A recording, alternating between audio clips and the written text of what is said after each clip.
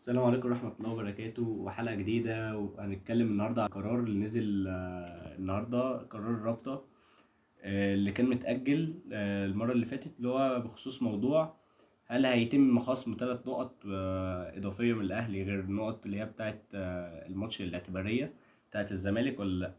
وأولا يعني فكل واحد صيوح، كل واحد بيتكلم عن العدالة. حط تحت العدالة ديت يعني 200 خط. كل واحد اللي هو يعني بتاع المسرحية، كل واحد اللي هو كان الفترة اللي فاتت يعني بيعملوا حاجات، ويعني بيتجاملوا في حاجات وبيفوتوا لبعض حاجات، ويجي يكلمك عن النزاهة والعدالة. يعني انت لك ان تتخيل ان في اصلا قرعة بتتعمل الفجر، ويحطوا لك اهم ماتشين يعتبر في الدوري ليك، ماتشين ورا بعض. وكمان يبقى انت ممنوع كمان، يعني انت كنت مطالب انك تجيب حكم اجنبي، واتحاد الكوره ما جابلكش الحكم الاجنبي، وعايزك اللي هو تلعب على هواهم وكده. وخصوصا وكمان اصلا قبل الدوري ده، فكان كل الانديه كان في قرار جديد اللي هو مش هيتخصم 3 نقط اضافيه في نهايه الموسم. ده قرار ولايحه يعني، وكل الانديه كانت موافقه عليها. فانت بقى جاي دلوقتي تصيح وتطلعني اللي هو يعني انا اللي مشارك في القرار ده، وانا اللي بتجامل، وانا اللي مش عارف ايه.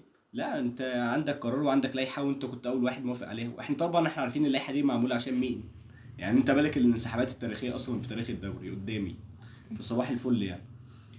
غير طبعا النادي اللي داخل يصيح ويقول لك المحكمه الدوليه، بتوع بيراميدز برضو دخلوا في السكه دي. طب انتوا يا اسطى، ما انتوا مفوتين الماتش اللي فات يا اسطى، والدنيا حلوه وايزي وحبايب وجو كده، انتوا بتطالبوا بالعداله. طب انتوا يا اسطى يعني شويه حراميه مع بعض، يعني صباح الفل يعني. بتعملوا حاجات وبتتجاملوا تحكيم. اصلا بيراميدز السنه دي بيتجامل في كميه ماتشات. يعني في ماتشين اصلا المفروض في ماتش فيه طرد على علي جبر، ماتش على احمد سامي، والماتشين عدوا عادي وبيراميدز كسبت وصباح الفل يعني. يجوا عندنا بقى انا اللي ببقى حراق. وطبعا يا اسطى، ما هو لازم، يعني انا نادي الشعب، لازم الشعب كله ينام فرحان، ولازم القرار يتاخد ان الفئه الاغلب والفئه الاعظم اللي بيشجعوا الكيان الاهلي، شجعوا النادي رقم واحد، النادي الذكر في مصر، النادي الذكر في القاره. وبجد يعني شكرا لكابتن الخطيب، وباذن الله الدوري نكسبه ويبقى دوري تاريخي، ويبقى التفويت اللي انت عملته انت والزمالك يبقى على الفاضي. كل الدعم للنادي الاهلي في اللي جاي. السلام عليكم.